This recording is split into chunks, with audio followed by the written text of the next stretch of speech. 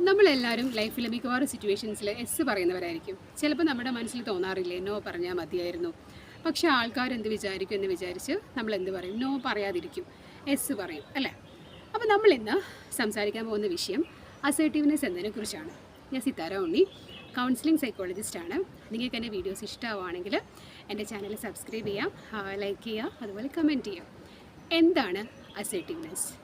നമ്മുടെ ചിന്തകളും നമ്മുടെ വികാരങ്ങളും അതുപോലെ നമ്മുടെ ഒപ്പീനിയൻസും നമ്മുടെ ഐഡിയാസും മറ്റുള്ളവരെ ഹേർട്ട് ചെയ്യാതെ നല്ല രീതിയിൽ അവരെ നമ്മൾ റെസ്പെക്റ്റ് ചെയ്തുകൊണ്ട് കൺവേ ചെയ്യാനുള്ള ഒരു കഴിവാണ് അസേർട്ടീവ്നെസ് എന്ന് പറയുന്നത്.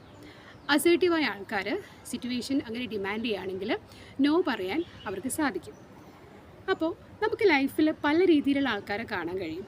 ചില ആൾക്കാർ ഭയങ്കര പാസീവായിരിക്കും, അവരെല്ലാ കാര്യങ്ങളും സമ്മതിച്ചു കൊടുക്കുന്നവരായിരിക്കും. അവർക്ക് നോ പറയാൻ കഴിയില്ല. അതായത് മറ്റുള്ളവരെന്ത് വിചാരിക്കുമെന്ന് ചിന്തിച്ച് അവരുടെ അഭിപ്രായങ്ങളൊന്നും അവർ ഷെയർ ചെയ്യാറില്ല. അവർ പീപ്പിൾ പ്ലീസേഴ്സ് ആയിരിക്കും. രണ്ടാമതൊരു കാറ്റഗറി എഗ്രസീവായിട്ടുള്ള ആൾക്കാർ. അവർ ഭയങ്കര റൂഡായിരിക്കും.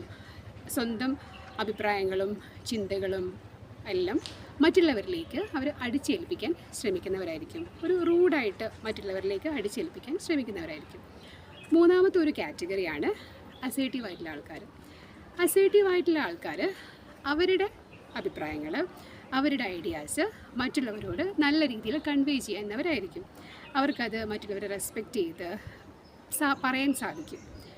അവർക്കതുപോലെ നോ പറയാനും ബുദ്ധിമുട്ടുണ്ടാവില്ല. അതായത് മറ്റുള്ളവരെ ഹേർട്ട് ചെയ്യാതെ അവർക്ക് നോ പറയാനും സാധിക്കും. അപ്പോൾ എന്തിനാണ് അസേർട്ടീവ് ആവുന്നത്? അസേർട്ടീവ്നെസ് എങ്ങനെയൊക്കെ പ്രാക്ടീസ് ചെയ്യാം എന്നതിനെക്കുറിച്ചൊക്കെ പറയുന്ന ഒരു വീഡിയോ ഞാൻ നെക്സ്റ്റ് വീഡിയോസിൽ വരുന്നുണ്ട്. നിങ്ങൾക്ക് വാച്ച് ചെയ്യാം.